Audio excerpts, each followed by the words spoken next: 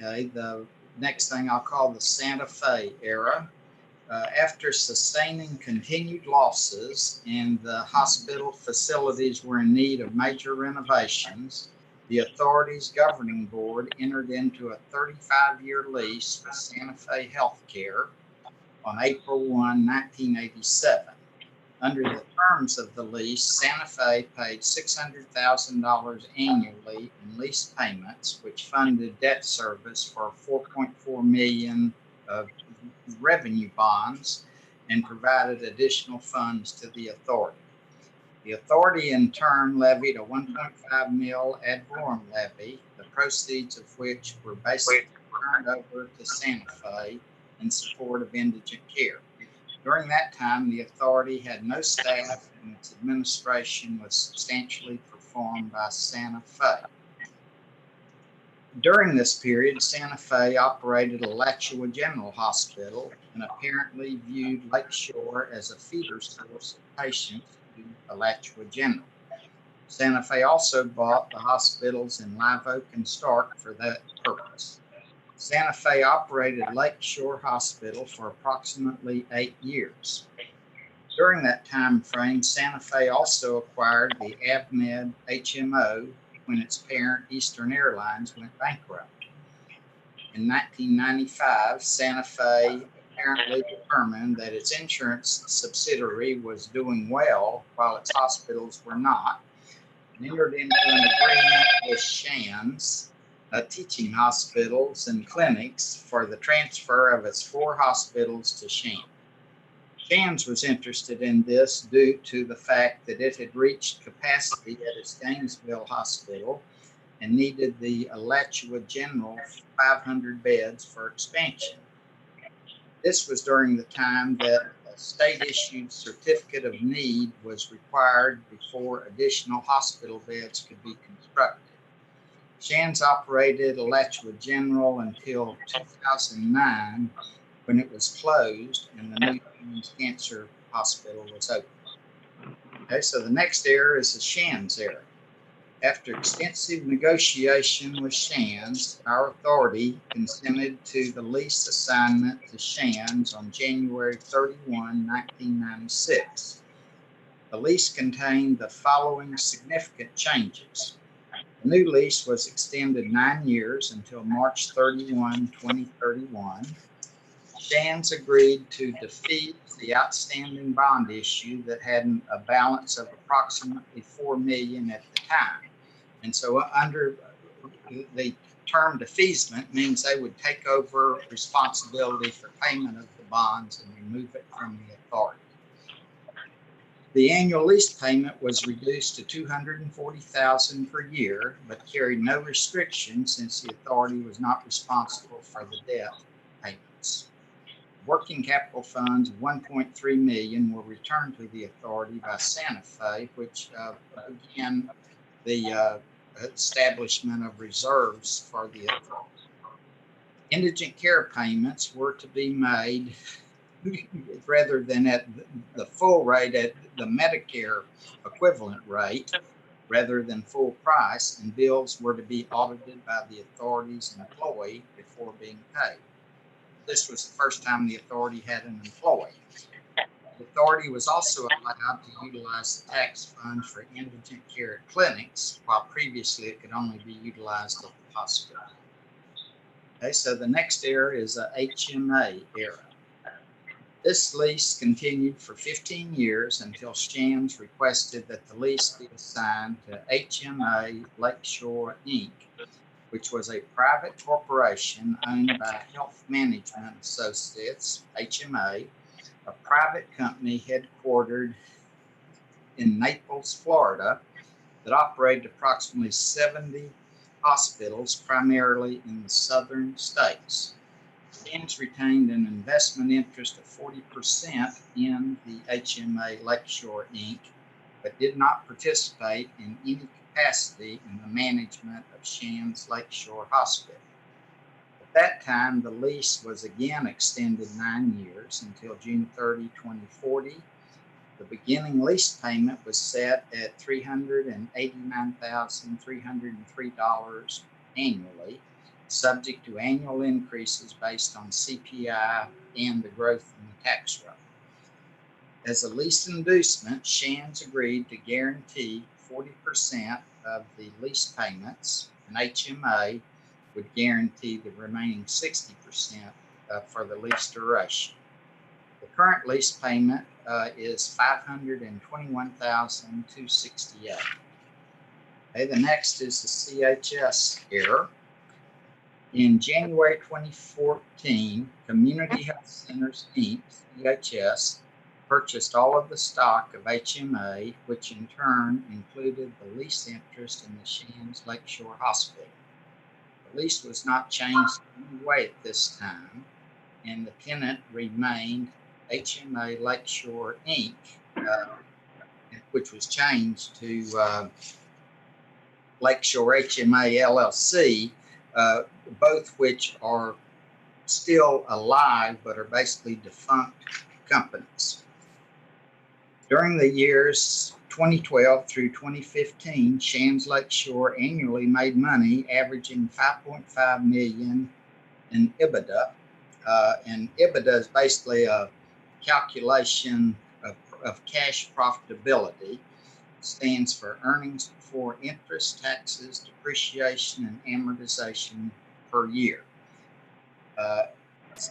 So for those years, 2012 through 2015, it averaged about $5.5 million a year. However, in 2016, 17, and 18, the EBITDA showed losses of $3.3 million, $6.7 million, and $1.8 million, for total losses of $11.75 million in those 3 years. According to CHS management, these losses are continuing and increasing. The change from profitability to having losses at Shands Lakeshore was likely due in part to the loss of some state revenue sources from the lower income pool, the LIP program, disproportionate share, the DISH program, that amounted to several $1 million per year. During this year, there was also an extensive renovation and expansion at the Lake City Medical Center that siphoned off many paying patients from Shands Lakeshore.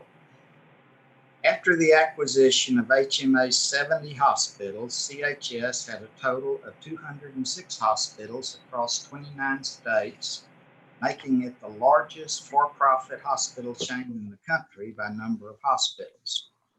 In conjunction with the acquisition, CHS assumed $3.7 billion in HMA debt, which brought its total debt to approximately $15 billion. At that time, the company's stock was selling at approximately $38 per share.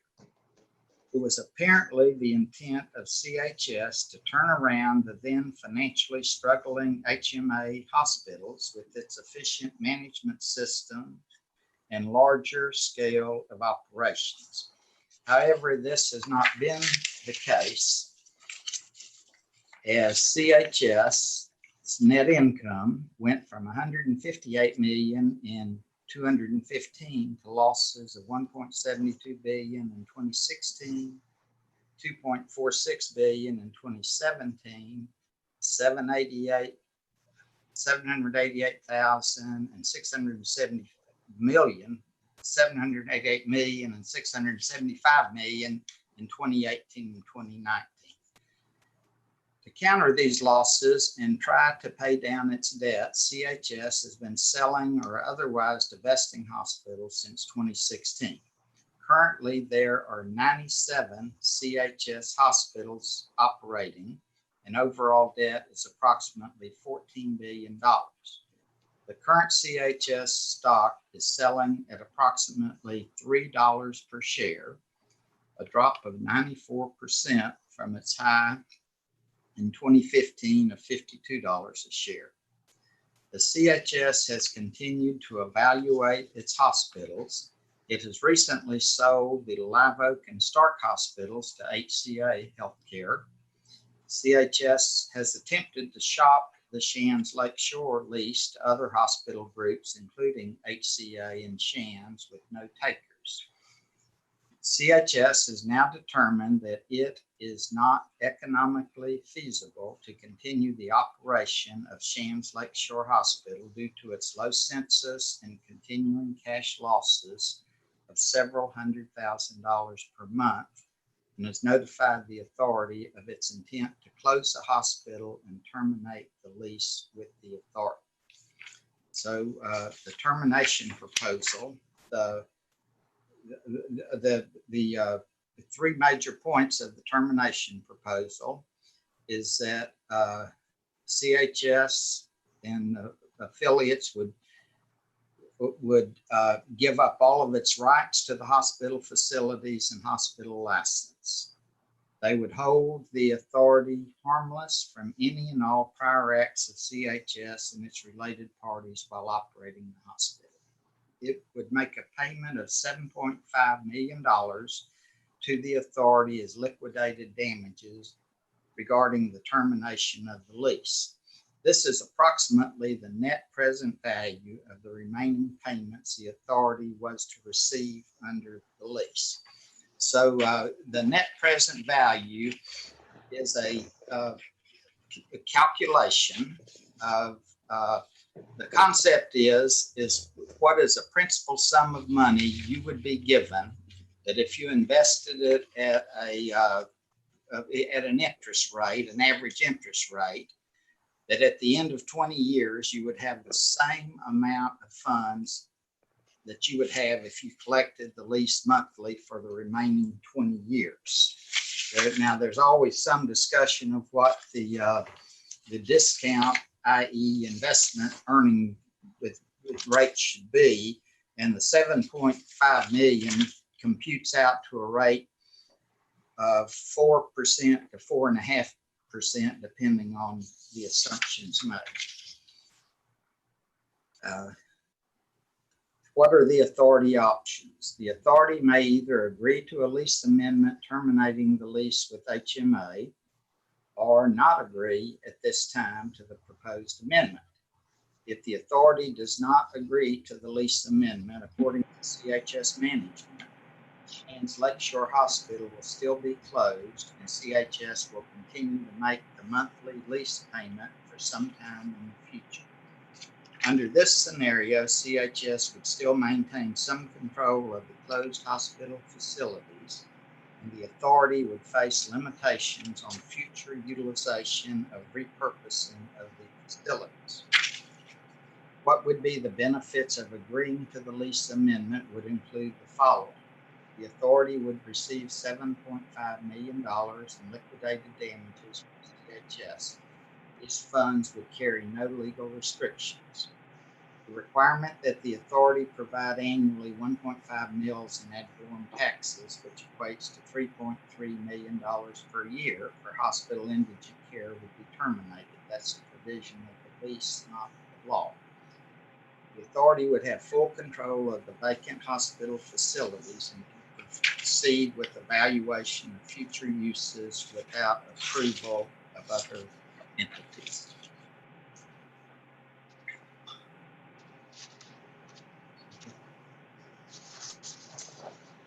Guessing questions or comment of me. Thank you, Mr. Powell. Is there any questions or comments for Mr. Powell? Mr. Powell, this is Dr. Thompson. Could you hear me? I can, Dr. Thompson. Yeah, there was that one line that said that CHF, it's a HMA company that we're leasing to that is now defunct. Okay, that corporation is an active Florida corporation, but it has no operations or assets. So if we were to sue the leasee, if you will, or whatever, it would have to be that company, correct? I think I would be stepping beyond the expertise I have, and I direct that to Mr. Coberline. Mr. Coberline, you're unmuted. Dr. Thompson, you would be suing HMA. However, you would also be suing the guarantors, which is 60% HMA Incorporated and 40% Shands Teaching Hospital and Clinics. And so you do have guarantors that are behind CHS. Okay, thank you, Fred. Thank you, Fred. Richard, I'd like to ask, when you said that they showed they were losing money, that was after CHS took over? Okay, I've reviewed data. Well, let's just see. Let me go back. Okay, they made money in. They made money in 2012 through 15. So most of in 20. So part of those years. 2 of those years was HMA, and 2 of those years were CHS.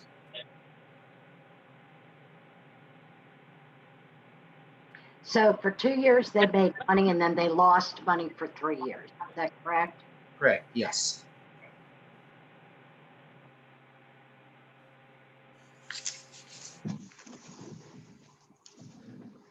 Are there any other questions from the board members for Mr. Powell?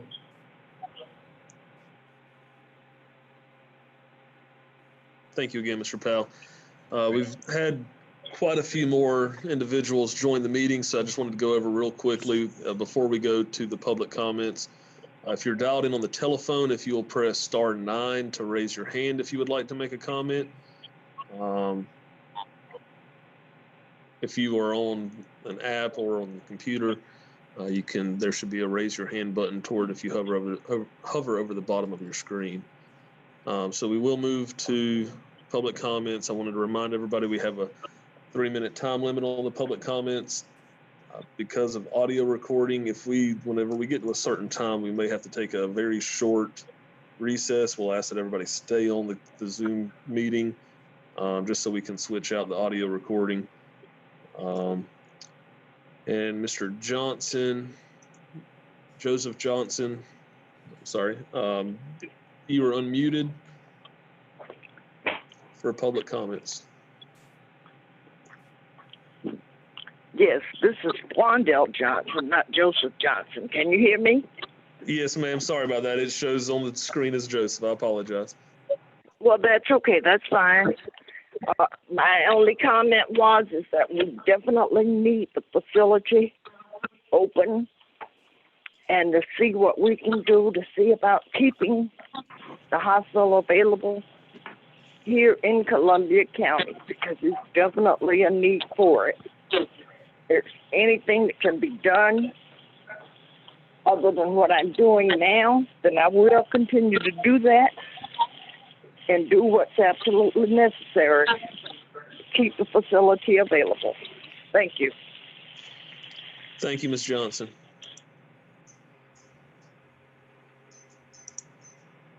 Also wanted to remind everybody that the public comments, this is the time to make comments. Whenever we get to the discussion for the settlement release and sublease termination agreement, we won't be taking comments at that point.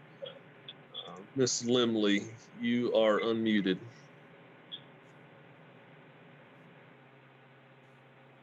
Good evening, board members. A very important decision is before you tonight. It has been apparent to those who attend the Lake Shore Hospital Authority meetings and have done some research on community health services. No, this is a divestiture of a non-performing hospital. There have been others in the state and nationwide. CHS wants to improve their bottom line. That's what intelligent corporations want to do. You should have seen this coming and not spent $16,000 on a negative pressure room. But that's all history now. CHS tried to find buyers according to the information in the backup material, to no avail. They're not stupid. They want to improve their bottom line. This board does not need to be in the hospital business. Leave that for for-profit corporations. There's already one hospital here in town, for-profit. The population base does not support a hospital. You will be making a decision shortly about this lease termination. There may be one board member who thinks that this is a community hospital and probably wants to keep it, but financially that does not make sense. That's why they got out of the business before. This hospital building itself has the hospital building, the office building, and the clinic building. You must not forget the Bedoya building.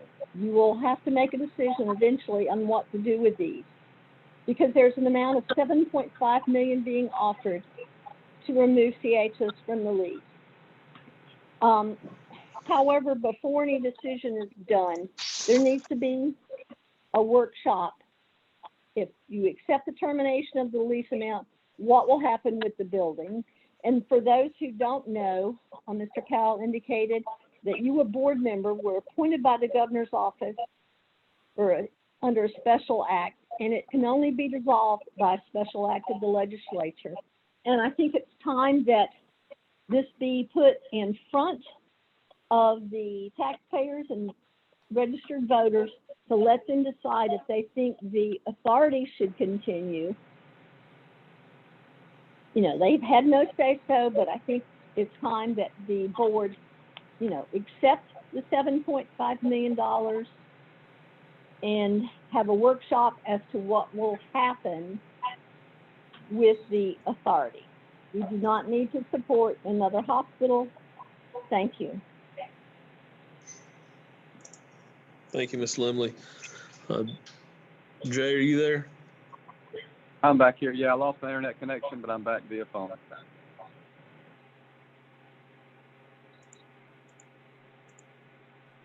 Okay, thank you. Can you hear me, Mr. Chairman? Yes, thank you very much, Jay.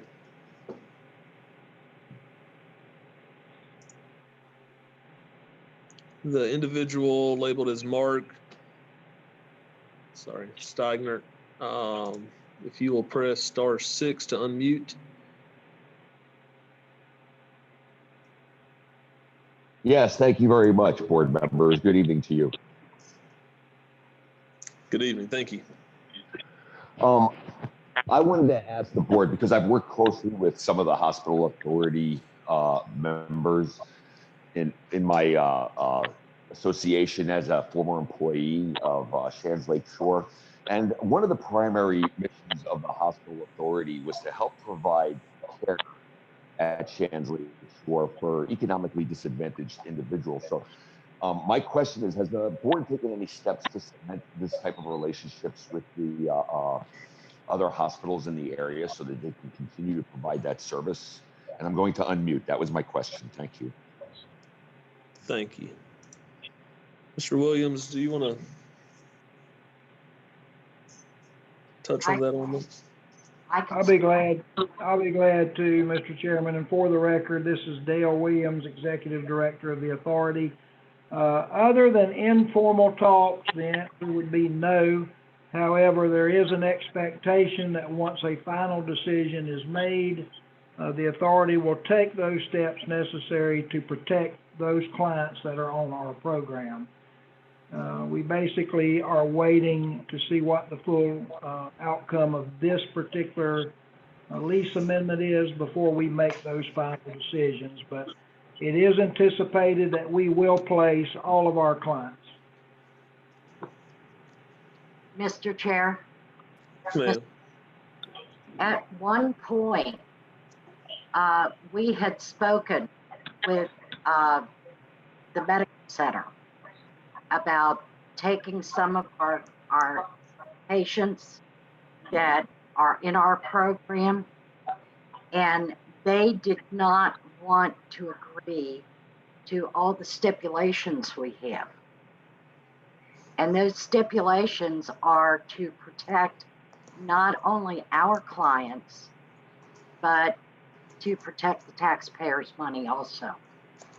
So there has been a reach out in previous years. Thank you, Ms. Chancey.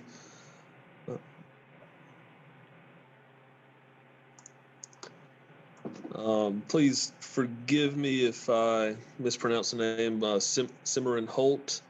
If you will press *6.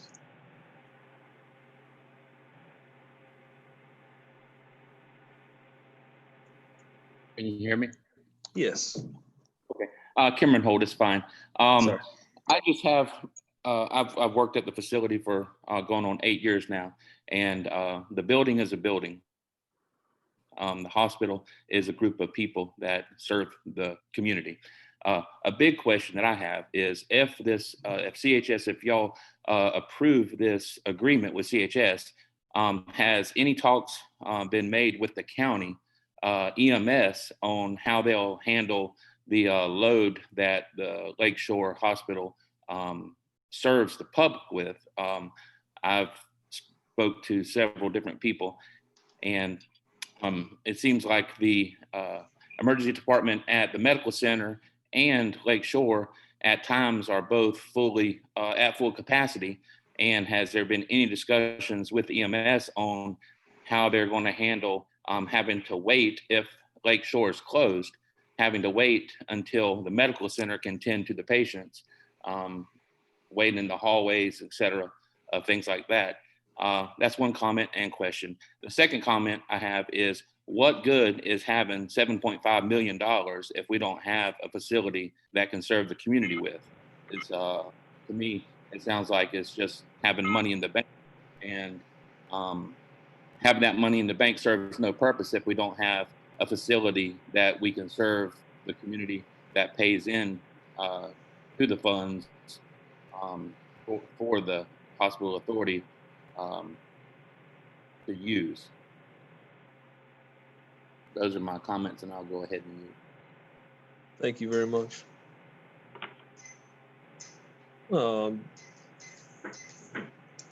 Dale, you're more than welcome to jump in here as well, but I did want to just remind everybody that the purpose of the Lakeshore Hospital Authority is to provide indigent care or care to the indigent population of Columbia County. I speak for myself. I know that want good, positive health care in Columbia County and capable health care to provide for the entire community. Dale, as far as speaking to emergency services. Yes, Mr. Chairman. What my understanding is from those that are both medical professionals and those that are first responders is that the belief is that a single ER is insufficient for the needs of the community. And I think once a determination is made about the lease termination, that has to be part of the equation for what is discussed as a future service. So I don't think it's something that's going to go away. I think it's a real problem. And I do think it's an issue that the trustees are going to have to address as part of the next step strategy. What do we do next in terms of providing overall medical care for the citizens of the county? Thank you. Again, a reminder, if you would like to make a comment or speak, if you press *9 to raise your hand.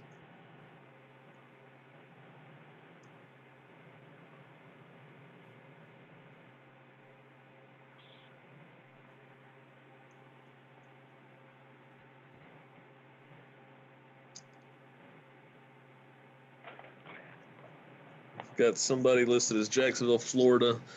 You were unmuted. Okay, I am Dr. Amy, a practicing physician at the Lakeshore Hospital, and I have been in this community for about 18 years now. And I have served the people, and I practice exclusively at the Lakeshore Hospital. I feel that I'm speaking on behalf of the medical staff, by accepting the $7.5 million, we are releasing CHS. Do we think that the lives and the welfare of the citizens of Lake City is worth only $7.5 million? what can we achieve with 7.5 million if the citizens have to do without one of their basic needs, which is health care, which is a reason why the Lakeshore Authority was instituted. And I can say that CHS purposefully allowed this to happen so they can get out of the area. And something needs to be done because the Lake City area and the surrounding communities need this hospital as they provide services that are not available in other areas. And I'm speaking not only for myself, but for the other members of the Lakeshore Hospital, that this hospital is needed, and closing it is really not an option.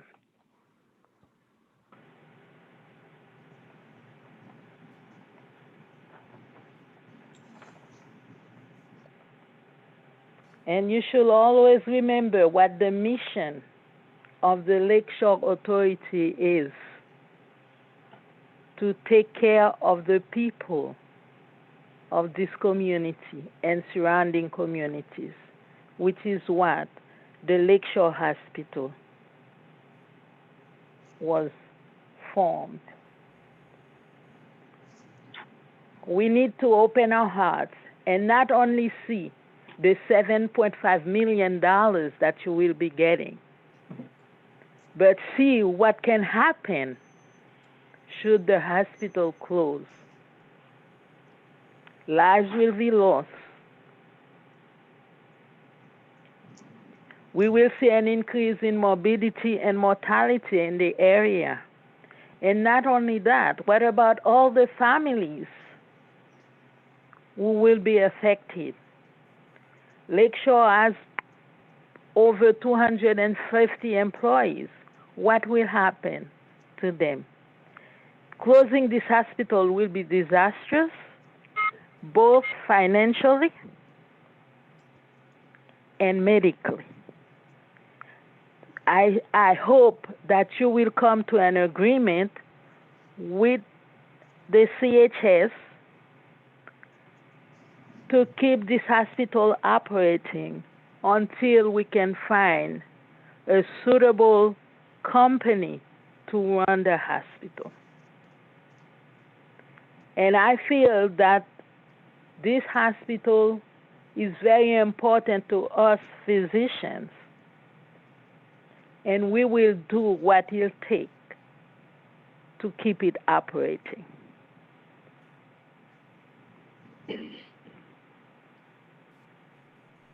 Thank you, Dr. Ramey. Thank you. Thank you. Mr. Chair, this is Trustee Swisher. Yes, sir, Mr. Swisher. I've got a question. Do we have any recourse, any known recourse to keeping the hospital open, forcing CHS to keep the hospital open until we can find a suitable tenant for the hospital? I don't believe so. Mr. Swisher, if you don't mind, I was going to go through and ask each individual trustee whenever we get into the discussion and possible action part of it after public comments. So it's a great question. I would love to hear the answer to it, but if you don't mind, let's get through the public comments real quick. No worries. Sorry. Shanice Altamai, you are unmuted. Good evening, Chairman and Chair Board. How are you this evening? Great, thanks. How are you? I'm all right considering the things that are going on in the neighborhood around where I call home. I call this job my second home. I don't know where myself or my 200 plus colleagues will go after this is done. We do not know the outcome. We cannot predict the outcome. We can't tell what the future holds for us. All we can do here at Shands Lake Shore is come to work every day with our head held high, treat every patient like they're our family, and go about our day as if nothing were going to happen in the next few months. It is hard for us, like myself, who has family. I have 4 children. We stay in and out of the hospital. I don't have a very good working car that's going to take me all the way to Jacksonville, Gainesville, or Orlando. I need to know that my family is going to be saved, safe, and can be cured or healed with Shands Lake Shore. Myself has been a patient, and 2 of my kids already been patients here. I can't say enough about the Shands Lake Shore staff and how hard and their dedication to come to work for 12 hours a day in and day out, to take care of people who may be rude, who may be the greatest thing that ever walked into your life. You don't know what gets thrown at you from day to day. My question is, what will happen to the 200 plus staff here? Will we have options for other jobs? Will we get first dibs at other jobs? And if so, or if not, will we be getting a severance pay for this next job? What's going to happen to the patients who are in critical need or stat service? Will they be flown out? Will they have to take an EMS and it be flying down the interstate? Will we be putting other clients or patients at risk trying to save another life? I would like to know, and I would like to say that Shands Lake Shore, this hospital, and this staff, we shall prevail. We have done the best that we have done, and we will continue to come to work with a smile on our face and ready and prepared for the worst. But I just wanted to thank you, gentlemen and ladies, for the time that you have given me to show my appreciation for Shands Lake Shore as a worker and as a patient. So thank you, gentlemen, and have a great evening. Thank you so much. Do want to just as a quick response to that, remind everybody that this board, Lakeshore Hospital Authority Board, has nothing to do with the operations of the hospital. We simply lease the hospital to a corporation, CHS Community Health Systems. Just as a reminder that I can only speak for myself, not the other board members, but I know that myself, I'm devastated with the possibility of a loss of jobs, economic impact that would have on individuals and the community as a whole. It's a tough decision for everybody on this board. However, we are charged with the fiduciary responsibility of the tax dollars to manage those tax dollars and manage the indigent care program that pays for the care of the indigent population. Thank you very much for your comment. Again, a reminder, if you press *9 to raise your hand if you do have any comments.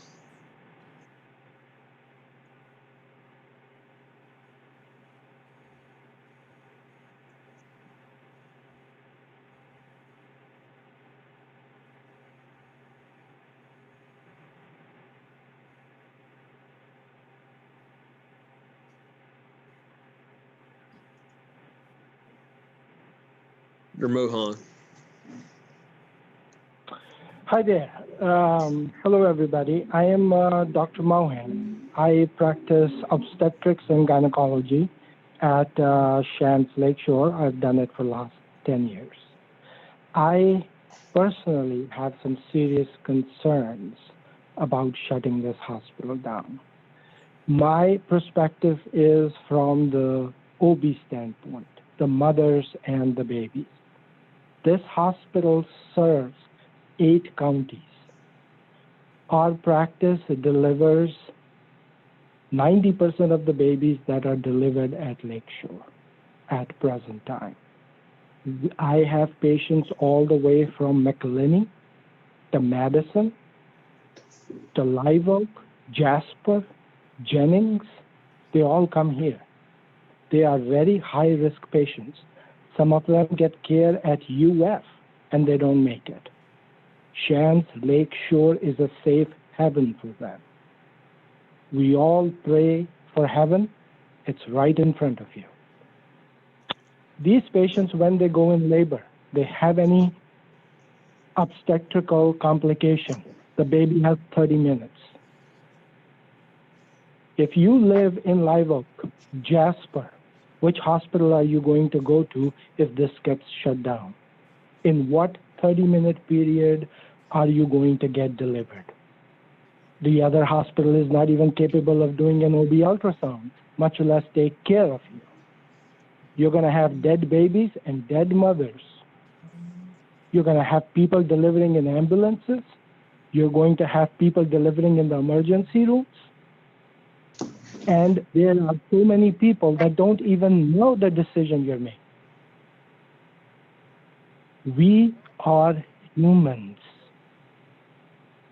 The currency humans have is humanity, not 7.5.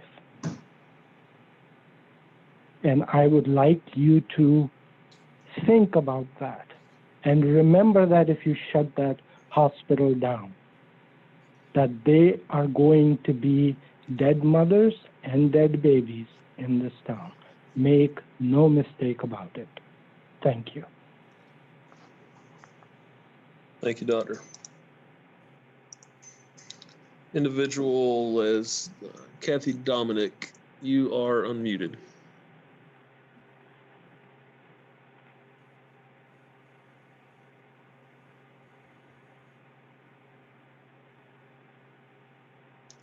Kathy Dominic.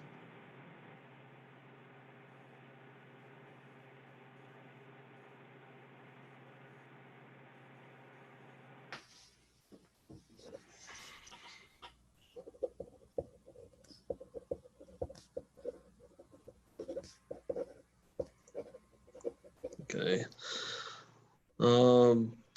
Individual labeled as Wesley's iPad. Hi, my name is Haley Douglas. I've been a nurse at Lakeshore for the last 8 years or so. Just kind of piggybacking to Dr. Mohan's comments and Kim Holt's comments before that.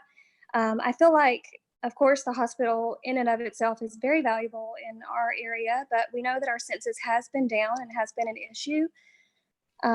I feel like the two major population risks that really need the attention of healthcare in our community are laboring mothers and babies and emergency services. So I guess my question is, if we allow CHS to, if we liquidate their lease and take that 7.5 million, is it a possibility or a tentative plan to maybe have a standalone ER or some sort of clinic or even a standalone birthing center or both?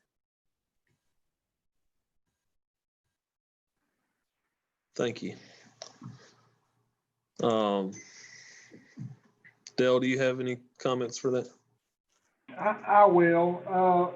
First of all, part of the process tonight, depending on what action the trustees take, would be to authorize what is called a statement of interest.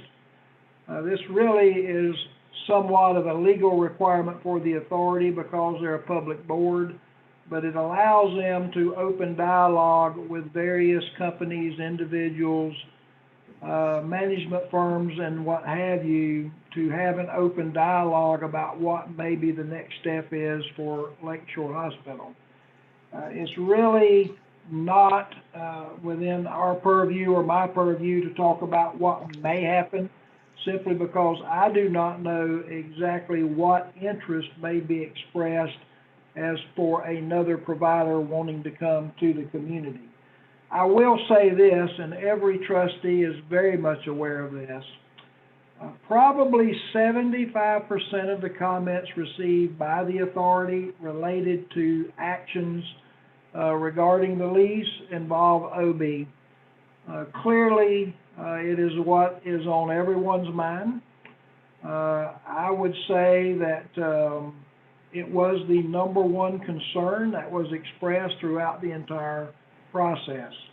And just like I spoke earlier about emergency services, I think it would be a mistake once we begin to look at what the future may hold to not talk about OB services and a continuing program within the community. Clearly, it is an issue, and I don't think anyone would disagree with that.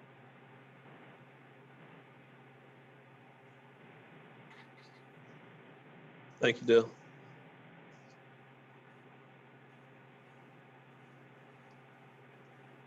Waiting to see if we have any more raised hands. Again, if you're dialed in on the telephone, if you would like to make a comment, if you press *9. That'll let us know that you would like to speak.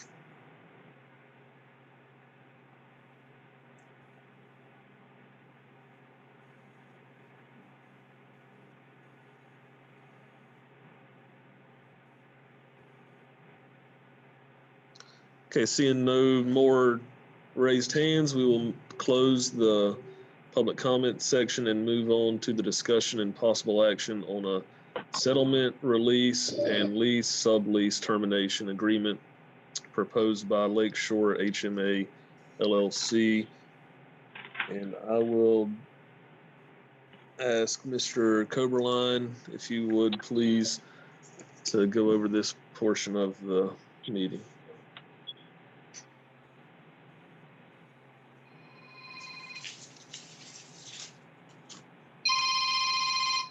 Hello, Mr. Chair. Yes, sir. I heard you say my name in this portion of the meeting. I apologize. Yes, sir. Would you mind going over the settlement, release, and lease sublease termination agreement, please? Okay. The agreement calls for the payment of $7.5 million to the authority on or about the time that the lessee, which is HMA Lakeshore Incorporated and subleased to Lakeshore HMA LLC, when they anticipate leaving the property. They have advised the authority that they intend to breach the agreement due to their inability to perform the services at the facility. That's known as an anticipatory breach.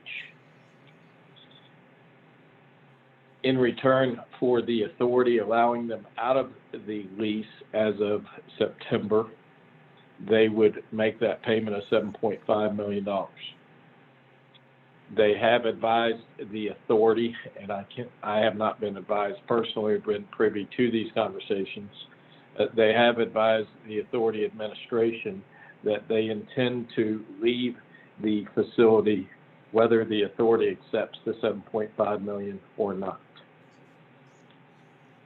The operating parent, CHS, or Community Systems, did draft the agreement titled Settlement, Release, and Termination of Lease Agreement. Myself, the executive director, as well as the auditor and Shands Teaching Hospital, Shands Teaching Hospital and Clinics, did also review it, as I imagine so did many others on behalf of CHS.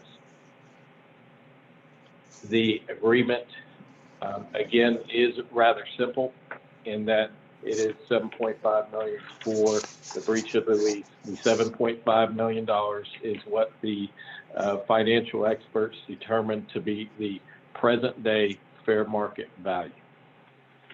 If there's anything else specific that you'd like me to cover, I'm certainly willing to go into it. I have simply tried to provide a broad overview or summary and not get bogged down into any legalese. Thank you, Mr. Coberline. Mr. Swisher, did you want to ask your question now? Yeah, I'll go back and state it. Can we keep what options do the trustees have to require CHS to keep the hospital open and not close?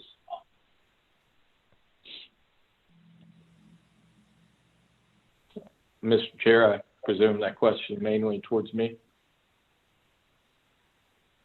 I presume it's saying yes, Hello? sir. Okay. Yes, sir, please. Trustee Swisher, again, legally speaking, the authority has been placed on notice that the primary sublessee as well as lessee have notified the authority that there will be a breach of the agreement due to the inability to perform. We have to keep in mind that it's their claim that there's an inability to perform, not that they cannot perform. And so I ask that you keep that in mind so that when we talk about possibilities and remedies.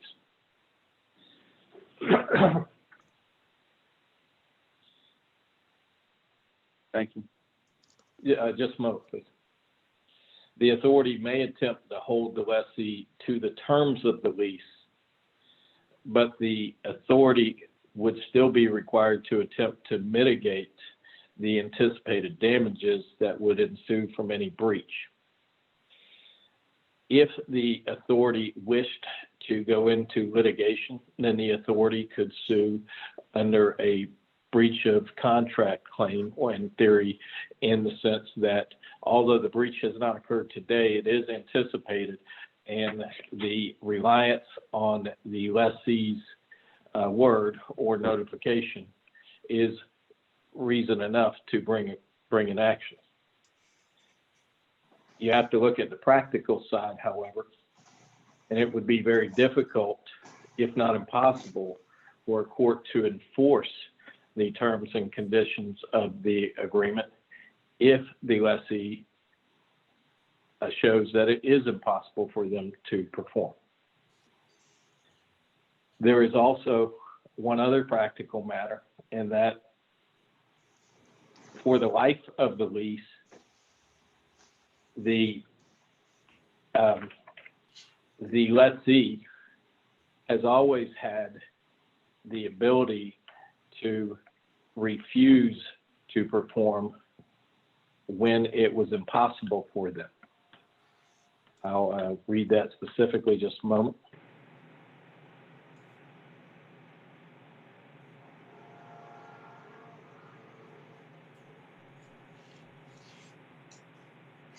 So if the lessee took the professional opinion that it was not in the best welfare of patients to allow their admittance, then they have always had the opportunity to refuse to accept patients.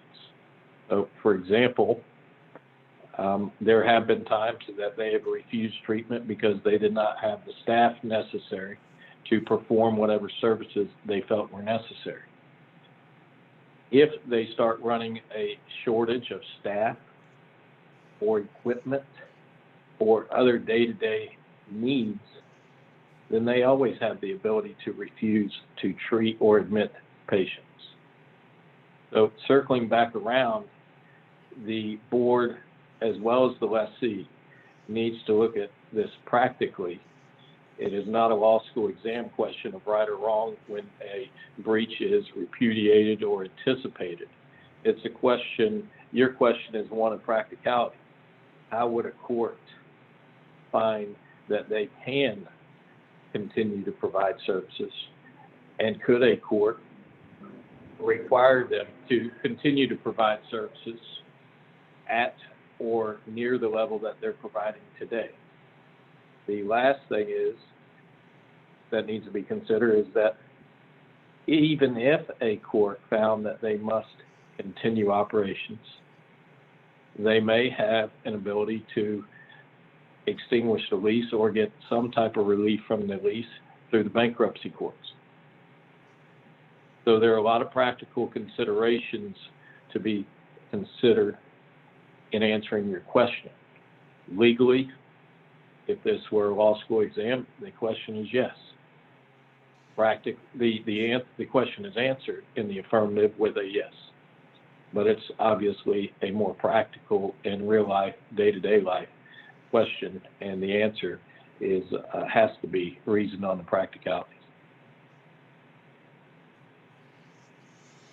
Thank you, Mr. Coberline. Mr. Chair, this is Dr. Thompson. Can I ask a question to Mr. Coberline? Absolutely. Fred, this is Dr. Thompson. Is there any precedent?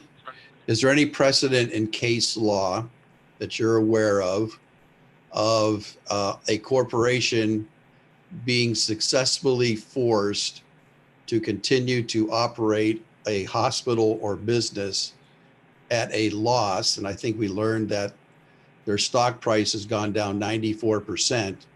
And has anything in case law been successful in that pursuit of keeping them to force to stay open? Dr. Thompson, that's a great question. Unfortunately, we do not have enough information from CHS to be able to research that, because it's going to be a very fact-specific question. For example, if we began to research that today, then we would have to look at the cases that have been taken to court and what were the resources of those parties. We are not aware of CHS's resources. And overall, we are aware of the financial position that was provided by the auditor, and that anyone who has access to public records, such as yourself just mentioned, of their financial condition. So that gives us a grim view of how they would be able to perform in the future. But without more specifics known, we cannot even begin to research the question, because we don't know what to compare their situation with other companies. Right. And are they obligated to share that information with us, or would we have to go through a litigation process to get that information? They are a privately held company outside of Florida. We also have to remember that CHS is not necessarily the lessee. The lessee is HMA Lakeshore Incorporated, which subleased to Lakeshore HMA LLC. And so we're not going to be privy to all that information unless we went through litigation and we were able to bring in, which we likely would be able to, CHS Incorporated. But we have to remember that we are in a contract with HMA Lakeshore Incorporated, who subleased to Lakeshore HMA LLC.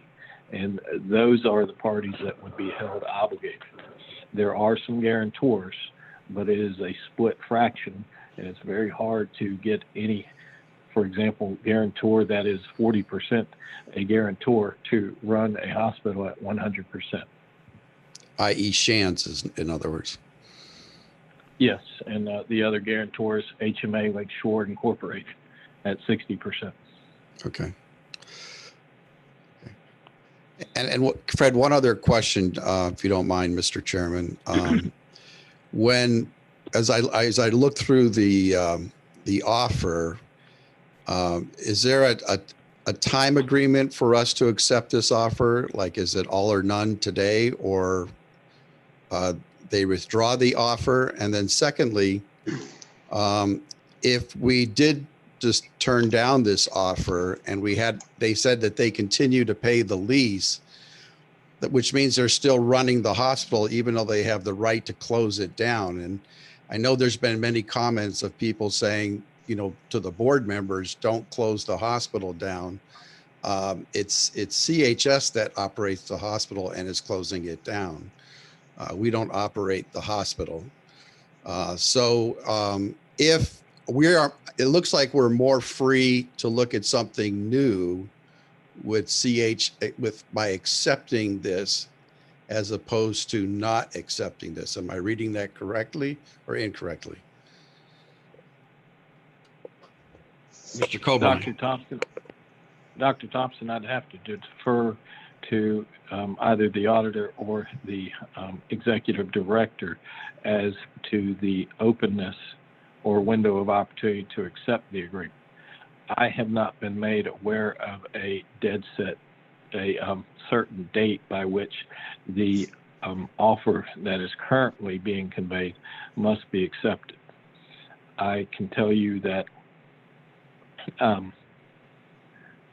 know that tonight was not provided to me by the legal counselors that I worked with. In fact, they were asking what date would the meeting be. So again, I haven't been privy to any other dates, and so I would defer to either of the other two administrators if they can answer that question. I can add to that, Mr. Chairman. First of all, we've asked two questions of CHS. One is, what would it take for us to get an additional 90 days? They have indicated they would like to be completely out within a 90-day period, with the target date being September 30th of this year, 2020. And we have asked what would it take to keep them here through the end of the year, which of course would give us more time to possibly look and search for a new operator. Without getting into a lot of detail, I can represent to the trustees that that is not an option that we really have at our disposal. CHS, and they indicated and gave a number of reasons why, simply would not be able to honor an additional 90 days beyond September 30th. And the second part of that is, what about the immediate urgency of approving the lease amendment? I have asked how much time, what window of time we have, should additional time be needed to approve this lease amendment. I think at most you have a window here of no more than a week, certainly no more than 2, because they are on schedule to keep their September the 30th deadline. And so it's not as if we have a month or 2 to debate the lease. I think in doing so, it would be CHS's intention to simply proceed as they indicated they would. And I do believe, and this is a personal opinion, that, if in fact we view this, or the trustees view this as being something that is inevitable, the more time we have, the better job we can do to find a new operator, to come up with a new concept for the provision of medical services within the county, to have the community participation and debates as to what we should do. Time is already of the essence. So, Mr. Director, this is Dr. Thompson again. So am I reading this correctly, that if we do not accept the payment, the buyout, CHS will close at September 30th regardless, and no physician will be allowed to operate or do anything in the hospital, or patients be allowed to go to the hospital, and they will be paying us lease payments on a closed hospital building? That is my understanding, yes, sir. That is exactly what my understanding is. And is it true or not true that the only way possible that you see to look for something new or someone new to take over this hospital is to accept the buyout? Well, when we contact other purveyors of medical services, and we know the common ones. We know HCA, we know Shands, we know Advent. Those are all big names. There are other ways to provide the services, such as by by hiring management companies and et cetera. But nobody, other than to say we might have an interest, will really talk in any detail, provide any information, until they know that there is not an outstanding lease. And I know that it's debatable, but often they cite antitrust legislation as being a major reason why. They do not want to be viewed as somebody who came into a specific market, and by them entering the market, forced somebody out, and they don't want to be viewed that way. I've been told that that's not what antitrust does. I do not know. I'm not a lawyer, and I'm certainly not specialized in that area, but certainly that has been stated on more than one occasion. But I do believe that the ability to have open communication to learn from others as to what maybe they can do for our community is going to be enhanced if we can show them a lease termination where they're not viewed as being the individual that caused it. Yes. Mr. Chairman, is the board allowed by law to subsidize losses by CHS at the hospital? I'll defer that to Mr. Coberline, but I can answer and say no, but I'll let him give it in a better legal terminology than I can. Dr. Thompson, I won't be as definitive as the wise chairman, and I will not say no.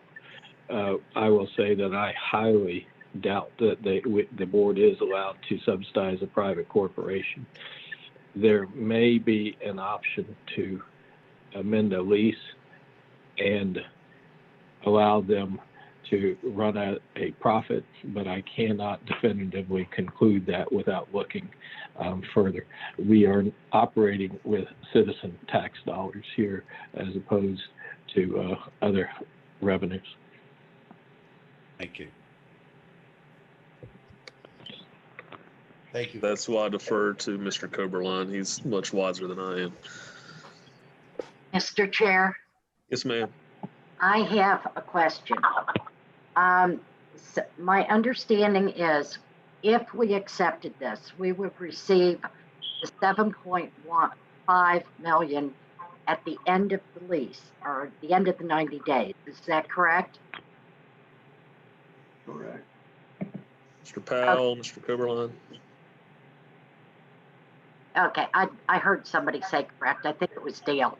Now, in this next 3-month period, will they continue to pay us our lease payment Yes. in addition? Yes. Okay.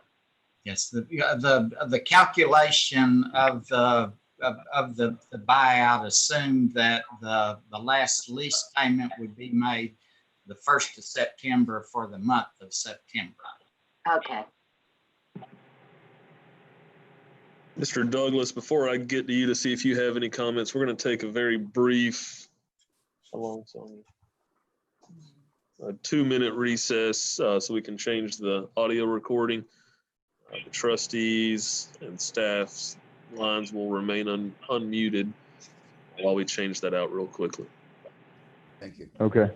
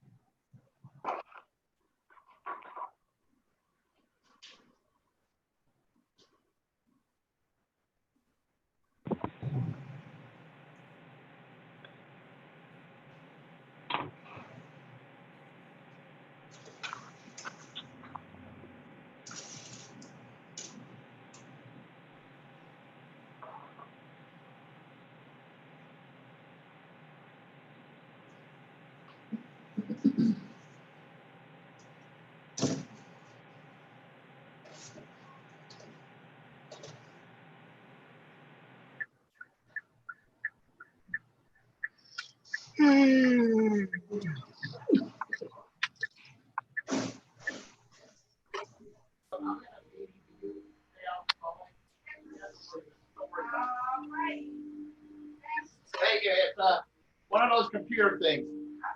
Thank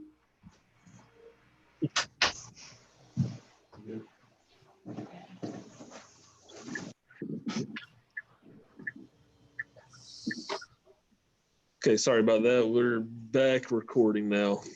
Mr. Douglas, did you have any comments, questions? Just some comments, really. Listening to all these the comments and the things I'm seeing here. Number one, I just want to make sure that everyone's aware. Dale or Fred, tell me if I'm wrong. If we continue, let's say we refuse the payment, and we continue to let them operate while we're trying to figure something else out, we would also forfeit control of the building at the end of this 90-day cycle, right? If we decide to take payments out to the end of 2040, we would not get control back of the building. Is that a correct statement? I believe that is a correct statement, Mr. Douglas. And at the very least, we would certainly have to get authorization and approval because they still have it under lease at that point. Yeah. We would still have to get authorization from CHS. Okay. Yeah, that's just something I don't know, stuck in my mind as being important. But I don't know if as I've weighed this, I've listened to a bunch of people, call me personally and talk to this. I don't know that suing for specific performance is the way to go here. If CHS has decided that they're telling us they intend to breach because they can no longer perform, even if we took them to court and we won, we're still trying to make a bird sing. So that's kind of where I'm sitting with it, and even if we came up with subsidies, and I don't necessarily agree with that of using taxpayer dollars to subsidize them.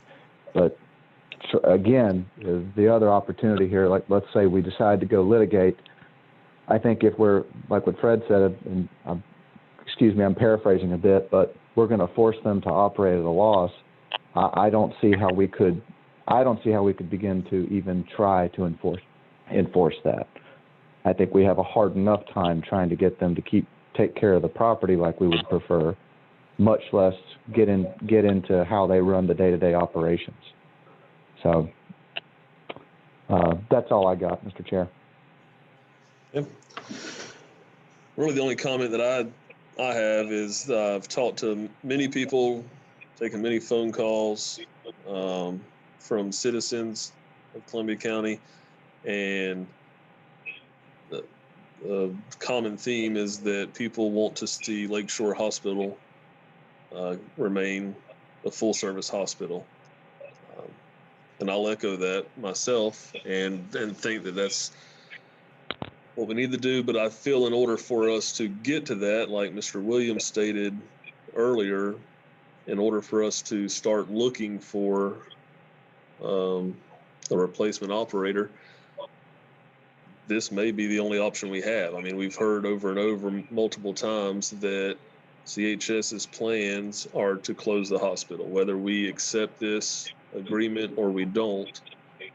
I'm confident that CHS will continue providing. I know the nurses, the doctors will continue providing top-notch care at the hospital like they have done for many years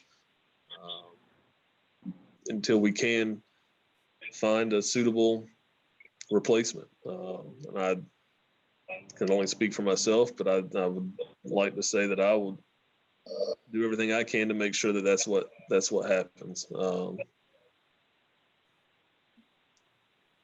Is there any other comments from board members or staff?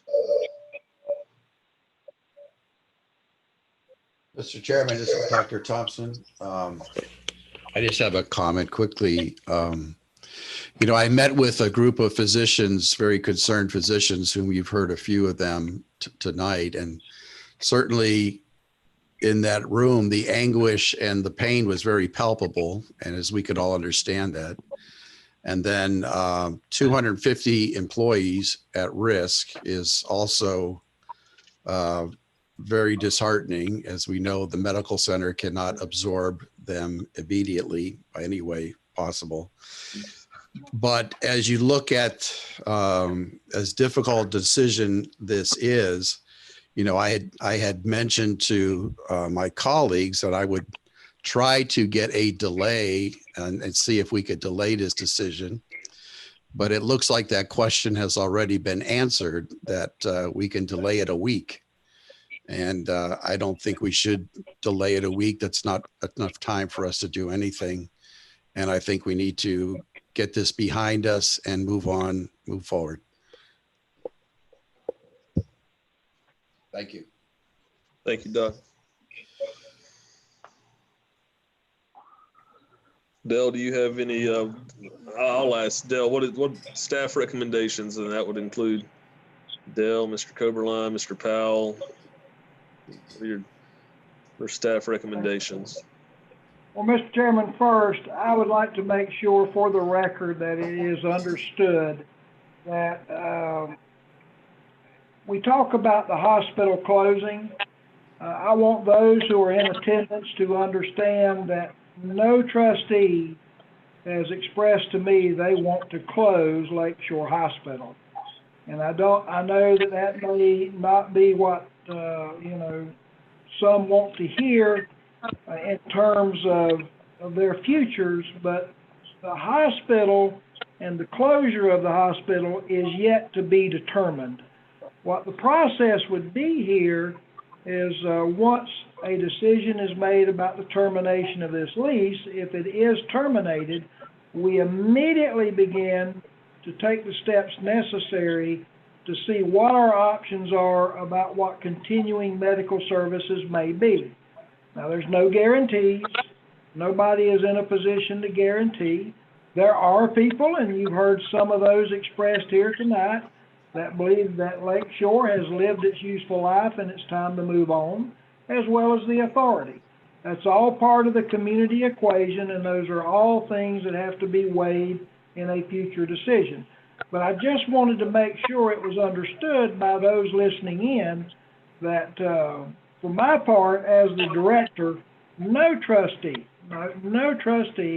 has indicated to me they want to see an outright closure of the hospital. Now, having said that, a number of opinions as to what to do have been given, and personally, I don't believe any of those opinions are either 100% right or 100% wrong. You know, we all have our opinion, and there were things that were said that I agreed with and things that I said that I didn't agree with, but nonetheless, they're not necessarily wrong. The difficult part of this is the human aspect. All of us have probably been in a position when our jobs were threatened, and it's not a good, comfortable position to be in, and no one likes it. You know, we all want to do the best we can for our family, and I think everybody can easily put ourselves in the position of employees who may or may not be able to continue to work at that facility. So it's not hard to understand that.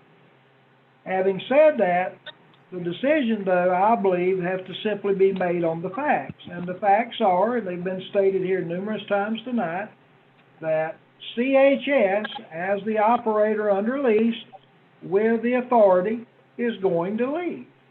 And we went through the gamut of options. I agree that it's not going to be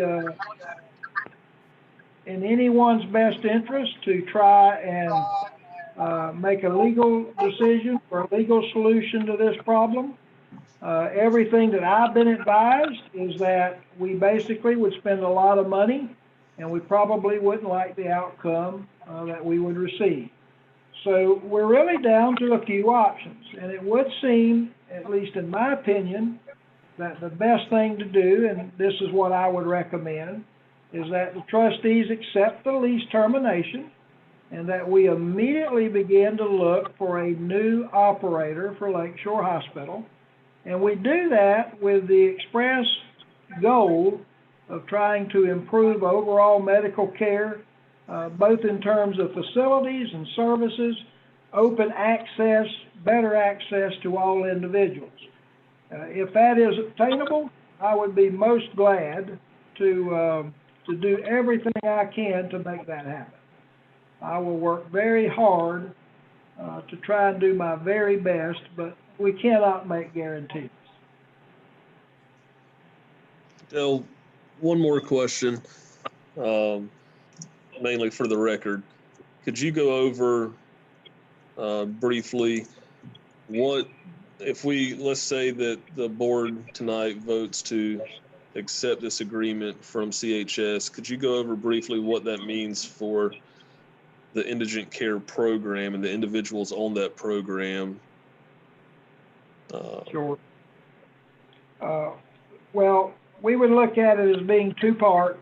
One is the interim part, and then one, of course, would be more of a permanent nature, which would not be resolved until we knew who the new hospital would be.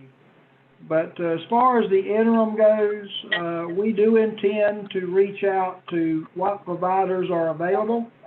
If we find that the current ones are no longer going to be in practice or are moving, we would like to keep them. I think it's worth pointing out that our primary care providers are extremely well thought of by our clients.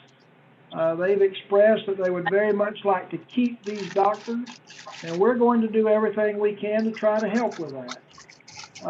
It just may be that we have to contract directly as opposed to contracting through CHS to do so. So we feel confident, Mr. Chairman, that none of our program participants will not have care and not have access to care. Now, once we establish a new business program as to what we do overall, there still may be some tweaking and some changes at that point. But until we know what that is, it's really up in the air. But we're not that worried about continuation of the programs during the interim period. Thank you. For the wishes of the board.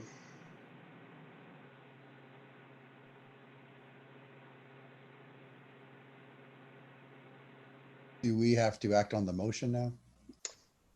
Now would be if we want to act on it tonight. Don't forget, if we decide we want to, it's been brought up that we may be able to postpone this decision a week.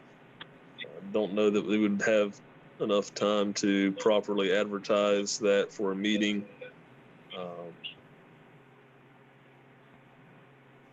Mr. Chair, Dale, could you comment on that, please?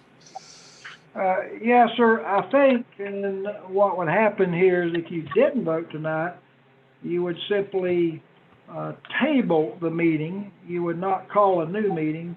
You would table to a specific time and date certain.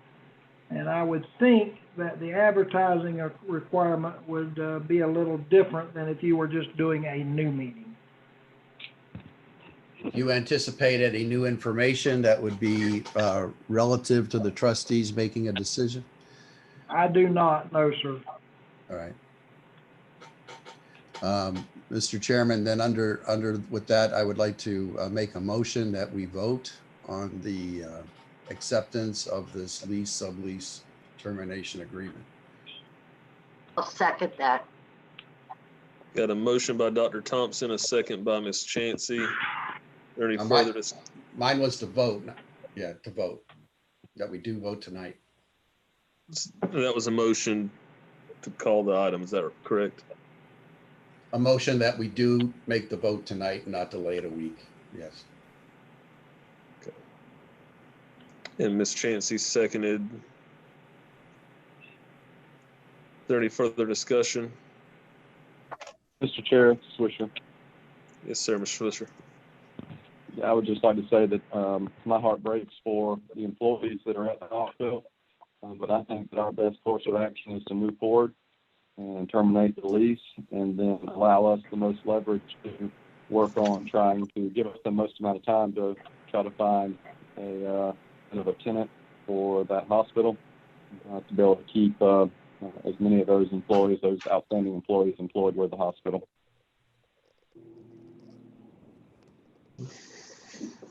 Any other comments? We've got a motion to accept the settlement release and lease sublease termination agreement and a second. All those in favor signal by saying aye. Aye. Aye. Aye. Aye. That's 4 ayes, 4 ayes, 0 nays. Motion passes. Mr. Williams, would you discuss the action item for the request to authorize a request for statements of interest regarding Lakeshore Hospital? Yes, thank you, Mr. Chairman. This would be the first step to try to find a new operator for the hospital.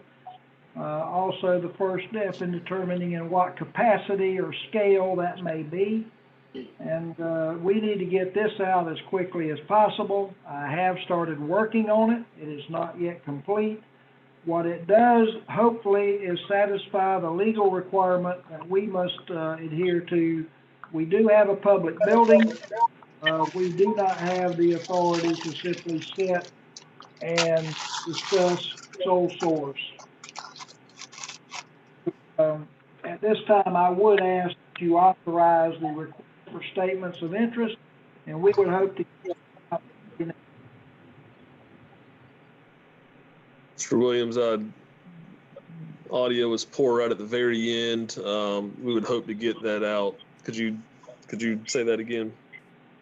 be glad to, and hopefully that's not on my end, but this statement of interest is the next step, and we need to do this as quickly as possible.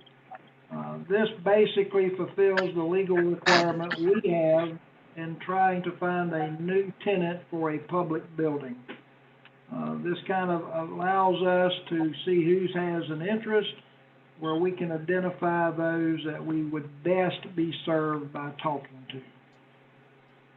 We were hoping to have this out by, is there a certain date that you had said earlier? I indicated it was not yet complete. I have been working on it, but I would like to get this out early next week. Thank you. I'll entertain a motion to authorize a request for statements of interest. I'd like to make a motion to authorize request for statements of interest. Got a motion by Dr. Thompson, a second by, was that Mr. Douglas? Swisher. I think it was Jay. Mr. Swisher. All in favor, signal by saying aye. Aye. Aye. All opposed, that motion carries. Board member comments, Ms. Lori. I'm very pleased that we have finally taken a step one way or another so that we can move forward. But I would like very much for our option to be to keep the hospital open and provide full service for everybody.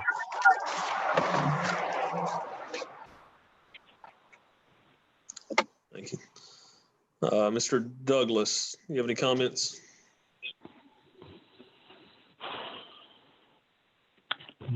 No, you know me. I'm not much for words here. I don't like it, but this is the correct path forward. Dr. Thompson. I think I would echo those sentiments. It's a very difficult, and our hearts go out to all those affected.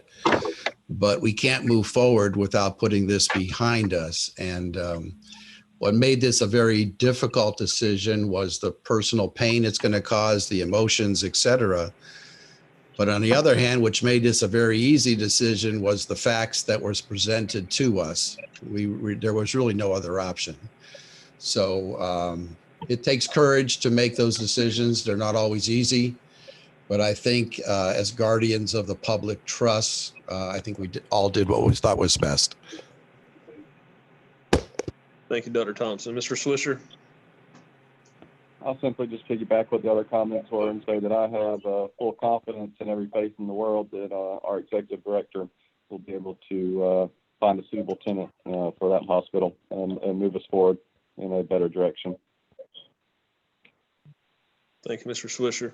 And I too would just like to say that I'm obviously not excited about the CHS's decision to close the hospital, but I believe that we did make the right step tonight so we can move forward as quickly as possible to try to find a suitable replacement to operate a hospital in Columbia County.